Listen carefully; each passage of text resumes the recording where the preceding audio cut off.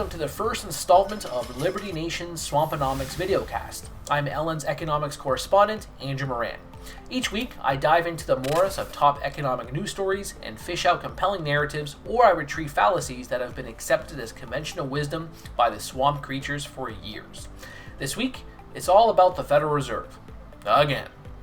If you've been wondering why the US stock market has returned to its volatile ways like we saw during the March bloodbath, swinging from 800-point losses to 600-point gain, you might think it's all about the coronavirus. While concerns over COVID-19 returning are contributing to the bearish sentiment, there is another factor: the Fed's balance sheet. For the second consecutive week, the balance sheet fell to below $7.82 trillion due to shrinkage of currency swaps and repurchasing agreements. In the previous week, the balance sheet experienced its first contraction since the end of February and had been the sharpest decrease since May 2009. Dollar liquidity swaps, which improve currency liquidity conditions in foreign markets, fell $77.5 billion. Outstanding repo agreements, a type of short-term borrowing for dealers in government securities, or as I call it, the grim repo, dipped by $8.9 billion. But the heart of its quantitative easing efforts accelerated. The Fed added $52 billion in treasuries and mortgage-backed securities.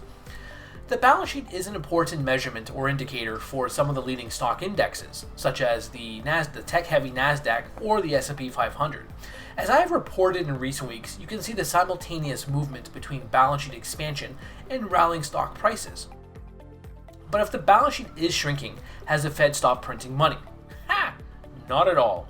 The money supply continues to expand at a record pace, and since it has yet to inject the full $2.3 trillion in lending facilities into the economy, you can anticipate even more aggressive money printing.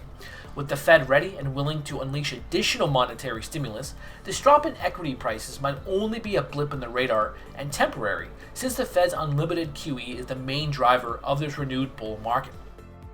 It is easy to think the balance sheet is tapering after a couple of weeks of rounding errors. The best thing that everyone can do, you, me, hedge fund investors, and Robinhooders, is to check back next month and see how the balance sheet and the printing press are doing. That's it for me this week. Please do read my full Swamponomics column this week for more Fed news, a proposal to tax credit card rewards, and the great Johan Norberg and his Dead Wrong Free Market series ending. Thank you very much. Go deeper on the topic discussed in this video, head on over to one of these links here or go to our Liberty Nation Roku channel. Thanks so much for watching, and don't forget to subscribe and hit the notification bell for Liberty.